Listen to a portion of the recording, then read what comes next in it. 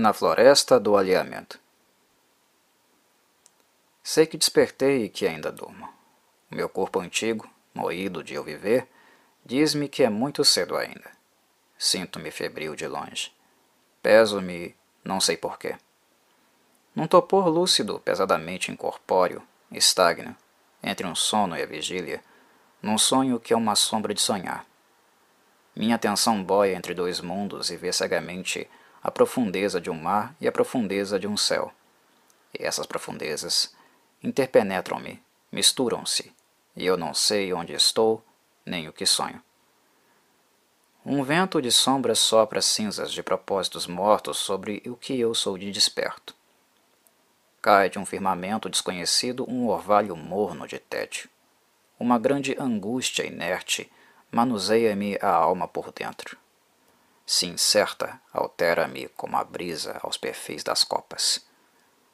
Na alcova mórbida e morna, a antemanhã de lá fora é apenas um hálito de penumbra. Sou todo confusão quieta. Para que há de um dia raiar? Custa-me o saber que ele raiará, como se fosse um esforço meu que houvesse de o fazer aparecer. Com uma lentidão confusa acalmo, entorpeço-me, boio no ar, entre velar e dormir, e uma outra espécie de realidade surge, e eu, em meio dela, não sei de que, onde, que não é esse. Surge, mas não apaga esta alcova tépida, essa de uma floresta estranha. Coexistem na minha atenção algemada as duas realidades, como dois fumos que se misturam. Que nítida de outra, e de ela, essa trêmula paisagem transparente. E quem é esta mulher que comigo veste de observada essa floresta alheia? Para que é que tenho o momento de mo perguntar? Eu nem sei, querê-lo saber. A alcova vaga é um vidro escuro através do qual, consciente dele, vejo essa paisagem. E essa paisagem conheço-a há muito, e há muito que com essa mulher que desconheço erro. Outra realidade através da irrealidade dela. Sinto em mim séculos de conhecer aquelas árvores, e aquelas flores, e aquelas vias em desvios, e aquele ser meu que ali vagueia, antigo e ostensivo, ao meu olhar, que o saber que estou nesta alcova vestes de penumbra de ver.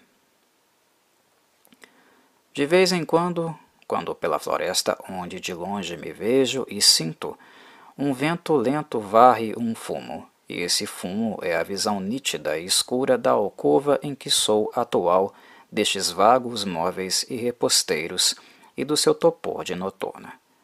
Depois, esse vento passa e torna a ser toda só ela a paisagem daquele outro mundo.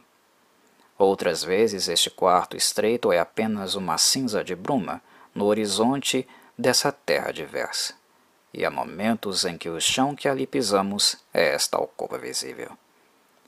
Sonho e perco-me, duplo de ser eu e essa mulher. Um grande cansaço é um fogo negro que me consome, uma grande ânsia passiva é a vida que me estreita. Ó felicidade passa! O eterno está no bifurcar dos caminhos. Eu sonho e por detrás da minha atenção sonha comigo alguém. E talvez eu não seja senão um sonho desse alguém que não existe.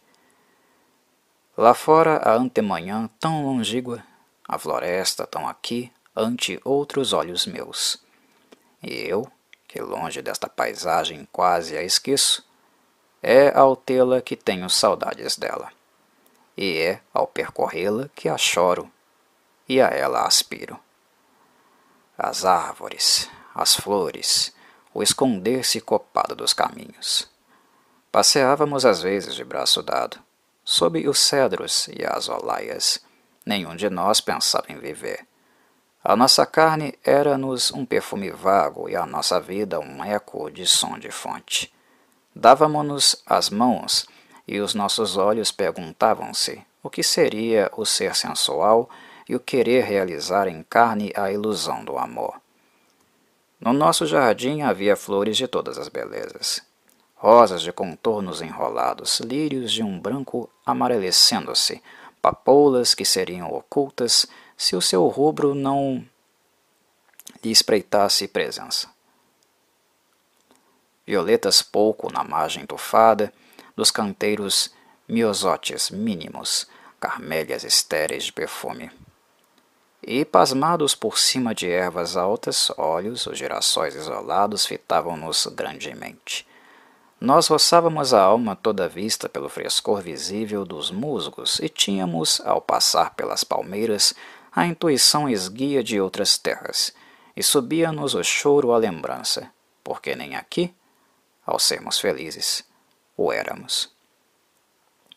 Carvalhos cheios de séculos nodosos faziam tropeçar os nossos pés nos tentáculos mortos das suas raízes.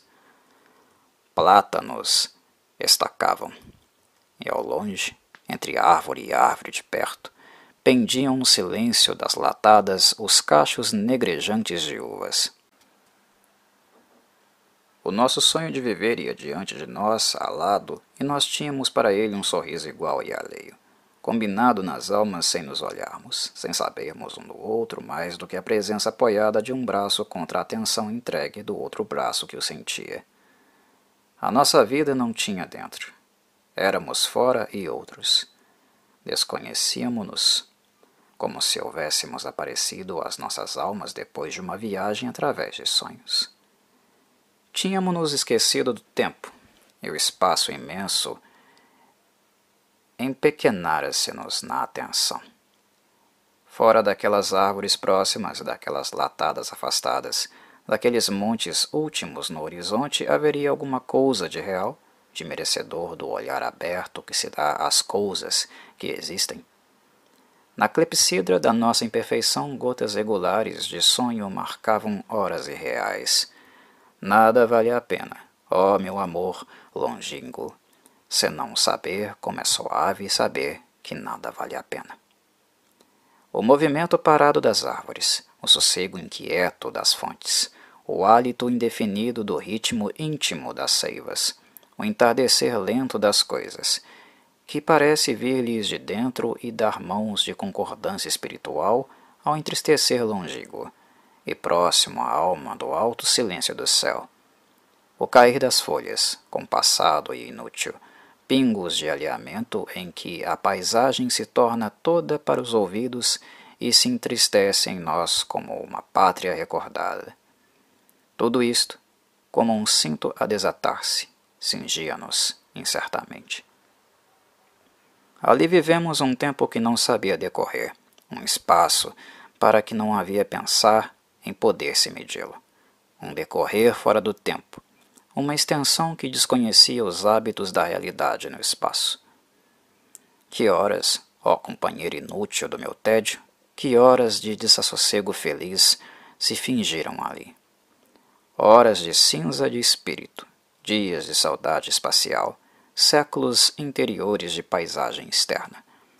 E nós não nos perguntávamos para que era aquilo, que não era para nada. Nós sabíamos ali, por uma intuição que por certo não tínhamos, que este dolorido mundo onde seríamos dois, se existia, era para além da linha externa onde as montanhas são hábitos de formas, e para além dessa não havia nada. E era por causa da contradição de saber isto que a nossa hora de ali era escura como uma caverna em terra de supersticiosos, e o nosso senti-la era estranho como um perfil de cidade mourisca contra um céu de crepúsculo outonal. Olas de marés desconhecidas tocavam no horizonte de ouvirmos, praias que nunca poderíamos ver, e era-nos a felicidade escutar, até vê-los em nós, esse mar onde sem dúvida se engravam caravelas com outros fins em percorrê-lo, que não os fins úteis e comandados da terra. Reparávamos de repente, como quem repara que vive, que o ar estava cheio de cantos de ave, e que, como perfumes antigos em cetins, O marulho esfregado das folhas estava mais estranhado em nós do que a consciência de ouvirmos.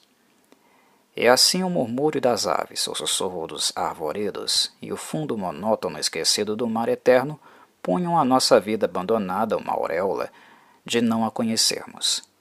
Dormimos ali acordados dias, contentes de não ser nada, de não ter desejos nem esperanças, de nos termos esquecido da cor dos amores e do sabor dos ódios. Jogávamo-nos imortais. Ali vivemos horas cheias de um outro sentirmos-las, horas de uma imperfeição vazia e tão perfeitas por isso, tão diagonais à certeza retângula da vida. Horas imperiais depostas, horas vestidas de púrpura gasta, horas caídas nesse mundo de outro mundo mais cheio de orgulho, de ter mais desmanteladas angústias. E doía-nos gozar aquilo, doía-nos, porque apesar do que tinha de exílio calmo, toda essa paisagem nos sabia a sermos deste mundo. Toda ela era úmida de um vago tédio, triste e enorme e perverso como a decadência de um império ignoto. Nas cortinas da nossa alcova a manhã é uma sombra de luz. Meus lábios, que eu sei que estão pálidos, sabem um ao outro a não quererem ter vida.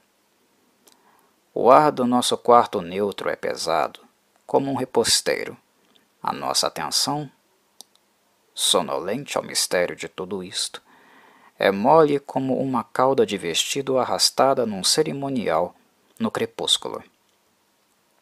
Nenhuma ânsia nossa tem razão de ser. Nossa atenção é um absurdo consentido pela nossa inércia alada. Não sei que olhos de penumbra ungem a nossa ideia do nosso corpo. O cansaço que temos é a sombra de um cansaço. Vem-nos de muito longe como a nossa ideia de haver a nossa vida. Nenhum de nós tem nome ou existência plausível. Se pudéssemos ser ruidosos ao ponto de nos imaginarmos rindo, riríamos sem dúvida de nos imaginarmos vivos.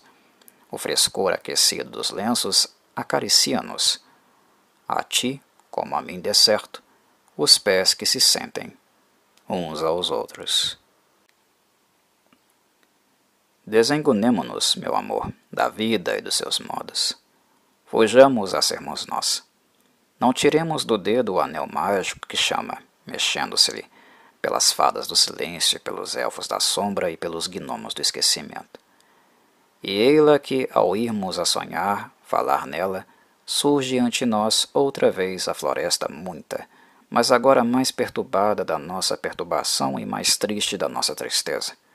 Foge diante dela, como um nevoeiro que se esfolha, a nossa ideia do mundo real, e eu possuo-me outra vez no meu sonho errante, que esta floresta misteriosa esquadra. As flores que ali vivi. Flores que a vista traduzia para seus nomes, conhecendo-as, e cujo perfume a alma colhia, não nelas, mas na melodia de seus nomes. Flores cujos nomes eram repetidos em sequência, orquestras de perfumes sonoros, árvores cuja volúpia verde punha sombra e frescor no como eram chamadas. Frutos cujo nome era um cravar de dentes na alma da sua polpa. Sombras que eram relíquias de outroras felizes. Clareiras, clareiras claras, que eram sorrisos mais francos da paisagem que se boceja em próxima. Ó horas multicolores! Instantes flores, minutos árvores. Ó tempo estagnado em espaço, tempo morto de espaço coberto de flores, e do perfume de flores e do perfume de nomes de flores. Loucura de sonho naquele silêncio alheio. A nossa vida era toda a vida. O nosso amor era o perfume do amor. Vivíamos horas impossíveis, cheias de sermos nós. E isto porque sabíamos, com toda a carne da nossa carne, que não éramos uma realidade. Éramos impessoais, ocos de nós, outra coisa qualquer. Éramos aquela paisagem esfumada em consciência de si própria, e assim como ela era duas, de realidade que era e ilusão, Assim éramos nós obscuramente dois, nenhum de nós sabendo bem se o outro não era ele próprio, se o incerto outro vivera. Quando emergimos de repente ante o estagnar dos lagos, sentíamos-nos a querer soluçar. Ali aquela paisagem tinha os olhos rasos de água, olhos parados cheios de tédio e número de ser. Cheios, sim, do tédio de ser qualquer coisa, realidade ou ilusão. E esse tédio tinha a sua pátria e a sua voz na mudez e no exílio dos lagos. E nós, caminhando sempre e sem o saber ou querer, parecia ainda assim que nós demorávamos à beira daqueles lagos. Tanto de nós como eles ficava e morava, simbolizado e absorto. E que fresco e feliz horror o de não haver ali ninguém.